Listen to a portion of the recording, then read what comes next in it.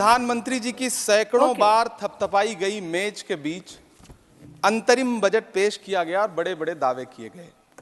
देश ये कैसा बनाया आपने, लूट कर पैसा बनाया आपने, देखिए जलते दिए भी बुझ गए, अजब दीपक राग गाया आपने।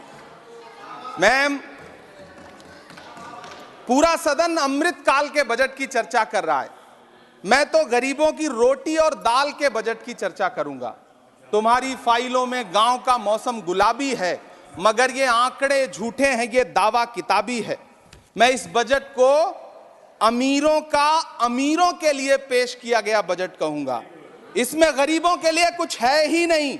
नौकरी मांगने वाले नौजवानों पर लाठियां बरसाने वालों, आपने इस बजट में युवाओं को क्या दिया? आपने पुरानी पेंशन बहाली की मांग करने वालों को क्या दिया? सालों से अपने लिए छत तलाश रहे लोगों को आपने इस बजट में क्या दिया? और फिर आपको पूरी उम्मीद है कि पूरा देश आपके इस पेश किए गए बजट पे लहालोट हो जाए, तालियां पीटे, मंगल गान गाए। कैसे संभव है? मैं सदन में खड़ा होकर के इस बजट पे चर्चा करते हुए कहना चाहता हूं कि इस बजट में फुटपाथ पर रहने वाले, छप्परों में रहने वाले, झुग्गियों में रहने वालों के लिए क्या है, उनके लिए क्या है जो प्रधानमंत्री के किए गए वायदों की बाट जोह रहे हैं। हर साल फरवरी की खूबसूरत सुबह और सजी हुई संसद से बरसते हुए झूठे वायदों की जवाबदेही कौन तय करेगा? कौन बताएगा कि 2022 में प्रधानमंत्री जी जो सबको पक्का मकान देने वाला वायदा किए थे उसका क्या हुआ? लोगों के सरों पर छत देने वाले प्रधानमंत्री जी के जुमलों से अलग उन्हें यह क्यों नहीं दिखता कि राज्यों में बैठे हुए उनके नुमाइंदे लोगों के सरों की छतें उजाड़ रहे हैं? उत्तर प्रदेश हो, असम हो, जम्मू कश्मीर हो, मध्य प्रदेश हो, भाजपा शासित राज्यों के बुलडोजर न सिर्फ लोगों के घरों को उजाड़ रहे हैं बल्कि कुचल रहे हैं लोकतंत्र को, संविधान को, अदालतों के मेयार को। मैम, मैं आंकड़ों की बाजीगरी से अलग हट करके इस बजट पर एक बात कहना चाहता हूं।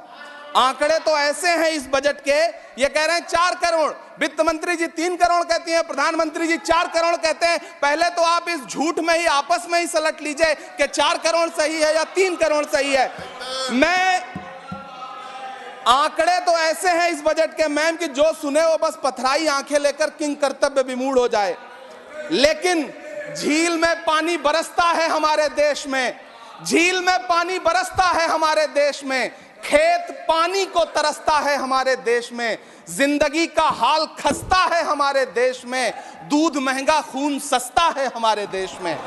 मैम, रोजगार, महंगाई, किसान, मनरेगा, पेट्रोल डीजल के दाम, गैस सिलेंडर के दाम, फसलों की एमएसपी की गारंटी, इन सब जन सरोकार की बातों से इस बजट का कोई लेना देना नहीं। हमारे ट्रेजरी बेंच के साथी हंगामा कर रहे हैं। मैं तो कहना चाहता हूं मैम, वो एक बार इनके एक नेता एक गांव में गए और उन्होंने गांव में कहा कि गांव वालों आओ, मैं तुम्हारी समस्याएं समाप्त करना चाहता हूं। गांव वाले इकट्ठा हो गए। नेताजी ने गांव वालों से कहा बताओ तुम्हारी 2 समस्याएं बताओ, मैं दोनों समस्याओं का यहीं पे समाधान करूंगा। तो गांव वालों ने कहा साहब हमारी पहली समस्या है कि हमारे यहाँ कोई हॉस्पिटल नहीं है।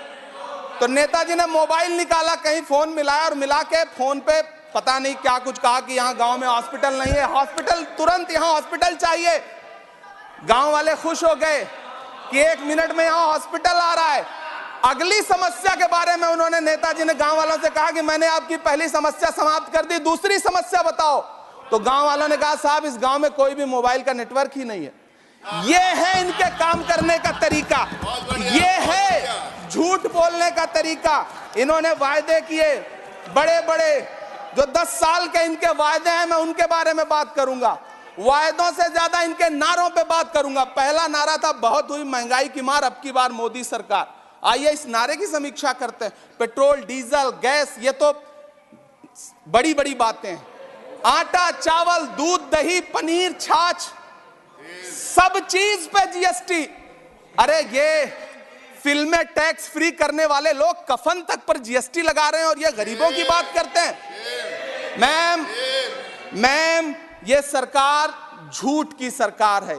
ये सरकार के जितने दावे हैं सब खोखले हैं। आज प्रधानमंत्री जी कह रहे थे सबका साथ सबका विकास। ये कैसा सबका साथ सबका विकास है कि मौलाना आजाद नेशनल फेलोशिप आपने बंद कर दी, आपने माइनॉरिटी डिपार्टमेंट का बजट घटा दिया।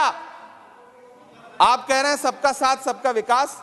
आप बात करते हैं बेटी बचाओ बेटी पढ़ाओ। हमारी आंखें हाथरस से लेकर कठुआ से लेकर के और देश की जंतर मंतर की सड़क वो देख रहे हैं, जब हमारी ओलंपिक पदक लाने वाली बेटियों को प्रधानमंत्री की चौखट पे अपना मेडल रख देना पड़ रहा है। इससे शर्मनाक क्या हो सकता है। मैम, कृषि विकास दर जो 2014 में 4.6% थी, इस वर्ष गिरकर 1.8 कैसे हो गई? क्यों हर दिन 31 किसान आत्महत्या करने को मजबूर हैं? ये सरकार उन पर क्यों बात नहीं करती? कीमत तो बहुत बढ़ गई शहरों में धान की, लेकिन विदा ना हो सकी बेटी किसान की। मौका मिला तो लोगों ने कुर्सी के वास्ते तस्वीर ही बिगाड़ दी हिंदुस्तान की, और आज बड़ी बड़ी बातें कर रहे हैं। मैं यहां पर आपसे खड़ा होकर के मैं अंत में इतना कहना चाह रहा हूं कि वित्त मंत्री जी ने बजट में ट्रेनों के डिब्बे को वंदे भारत कोच में बदलने का एक प्रस्ताव रखा अपने भाषण में। ठीक है, ये सुनने में कानों को बहुत अच्छा लगता है, लेकिन मैम, ये सरकार ट्रेनों की सुरक्षा के बुनियादी मुद्दों पर एक शब्द नहीं बोलना चाहती। बालासोर हादसे में घायल हुए लोगों की चिता की राख अभी तक ठंडी नहीं हुई है। वंदे भारत के वीडियो पोस्ट करने वाली ये सरकार कभी भारत की जनरल डिब्बों की, रेलवे के स्लीपर क्लास डिब्बों की वीडियो अगर पोस्ट करे ट्विटर पे तब समझ में आए। बिहार से, इलाहाबाद से, लखनऊ से दिल्ली आने वाली, मुंबई जाने वाली ट्रेनें देख लीजिए, उनकी हालत देख लीजिए, तो आपको लगेगा कि ये वही ट्रेनें हैं। आज स्थिति ये है कि रेलवे स्टेशन तो छोड़िए, रनवे पर खाना खिला रही हैं आपकी प्राइवेट एयरलाइंस। अभी आपने जुर्माना लगाया है, नोटिस दिया है एक एयरलाइंस को। यह स्थिति आपने करके रख दी है ट्रेनों की, एयरलाइंस की। ऐसे में मैम, कागजों पर तो आप कितना भी वंदे भारत और बुलेट ट्रेन सर पर दौड़ा लीजिए, लेकिन असल में भारत की ट्रेनों की डिब्बों की सवारियों की हालत देखने लायक है। अगर सरकार खुली आंखों से उसे देखना चाहे तो देखे और उनकी स्थिति सुधारे। आज प्रधानमंत्री जी ने अपने भाषण में यहां खड़े होकर कई बार न्यू मिडिल क्लास की बड़ी चर्चा की, न्यू मिडिल क्लास जनरेट करेंगे। लेकिन मैं तो यहां खड़ा होकर के सरकार से कहना चाहता हूं कि न्यू मिडिल क्लास का जुमला अपने पास रखिए। यह बताइए कि जो पुराना मिडिल क्लास है उसके साथ आप कैसा व्यवहार कर रहे हैं। आज उसकी स्थिति क्या है? आप अमीरों के कर्जे माफ कर रहे हैं, उद्योगपतियों के कर्जे माफ कर रहे हैं, और यहां स्थिति यह हो गई है कि जो मिडिल क्लास, उसकी जो रोजमर्रा की जरूरत की चीजें हैं उस तक पर आपने जीएसटी लगा रखी है। आप फिल्में टैक्स फ्री करते हैं, लेकिन स्टूडेंट्स के प्रतियोगी परीक्षाओं के फॉर्म की फीस नहीं माफ कर सकते। आपको बाकी जगहों पर टैक्स लेना है, हर जगह टैक्स लेना है। मिडिल क्लास से आपका कोई रिश्ता नहीं। मिडिल क्लास तो आपसे कह रहा है कि मोहब्बत, भाईचारे के दीवाने दिन ही लौटा दो, वो सस्ती दाल सब्जी के सुहाने दिन ही लौटा दो। ये अच्छे दिन तो अंबानी अडानी को मुबारक हो, हमें ऐसा करो साहब, पुराने दिन ही लौटा दो।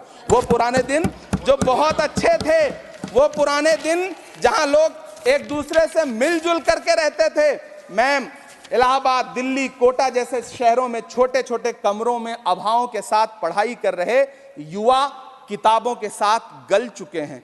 उनके हिस्से अधेड़ अवस्था तो आई है, लेकिन नौकरी और रोजगार नहीं आया।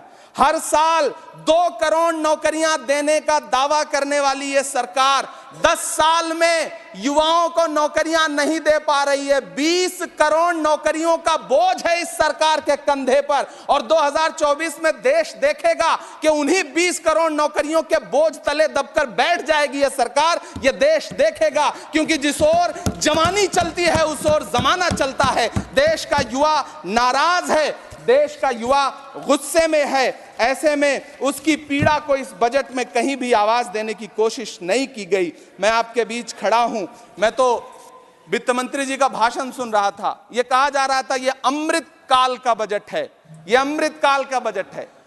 ये कौन सा बजट है ये बाद में तय होगा, लेकिन मैं इतना जानता हूं कि ये इस सरकार का अंतिम बजट है, आखिरी बजट है। इसके बाद न्याय का बजट पेश होगा जिसकी चर्चा राहुल गांधी जी पूरे देश में कर रहे हैं। न्याय का बजट, 5 न्याय, महिलाओं के लिए, युवाओं के लिए, सामाजिक न्याय की बात जिसकी चर्चा पूरे देश में राहुल गांधी जी कर रहे हैं, वो न्याय का बजट पेश होगा अगली बार। ये इस सरकार का अंतिम बजट है, अंतिम बजट है। अमृतकाल में गरीबों की रोटी और दाल के लिए इस बजट में कोई प्राविधान नहीं है, कोई चर्चा नहीं है। बहुत बहुत धन्यवाद। Thank you.